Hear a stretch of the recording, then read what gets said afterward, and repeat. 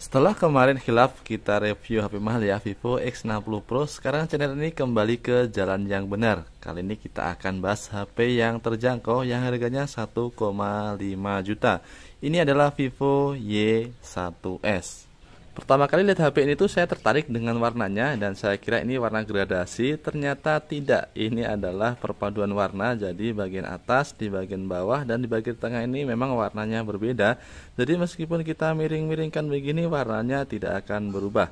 Dan HP ini juga cukup tipis, 8,3 mm, ditambah sudutnya ini yang membulat, jadi handlingnya itu terasa lebih enak. Dan layarnya juga tidak terlalu besar ya, cukup saja 6,22 inci. Dan seperti HP murah lainnya, HP ini tuh masih menyediakan jack audio 3,5 mm di bagian bawah, ditemani lubang mikrofon, lubang cas yang masih micro USB, kemudian ada speaker.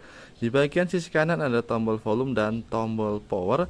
Di bagian atas itu kosong, kemudian di bagian sisi kiri ada slot SIM tray yang bisa menampung 2 nano SIM plus 1 micro SD. Di bagian belakang cukup saja ada single kamera, LED flash, dan ada logo Vivo. Dijual dengan harga 1,5 juta, kita tidak bisa komplain kalau dikasih layar dengan resolusi HD Plus saja.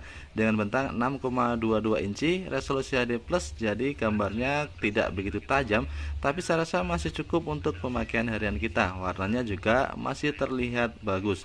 Dan baiknya lagi, kita sudah dikasih anti gores bawaan yang sudah terpasang dengan rapi. Menyandang gelar sebagai HP termurah dari Vivo, kameranya ini cuma ada sebiji dengan resolusi 13 megapiksel, ditemani LED flash. Kemudian untuk perekamannya maksimal di resolusi Full HD di 30 fps. Kemudian kamera depannya juga ada sebiji juga 5 megapiksel, perekamannya juga sama di resolusi Full HD di 30 fps.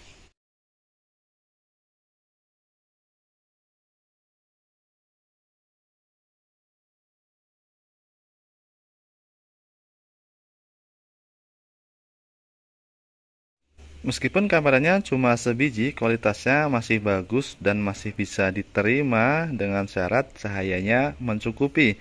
Tapi untuk videonya jangan terlalu berharap lebih karena kualitasnya tidak terlalu bagus ya. Warnanya cenderung kusam dan fokusnya itu kurang begitu bagus ya. Perbedaan fokusnya cukup lambat.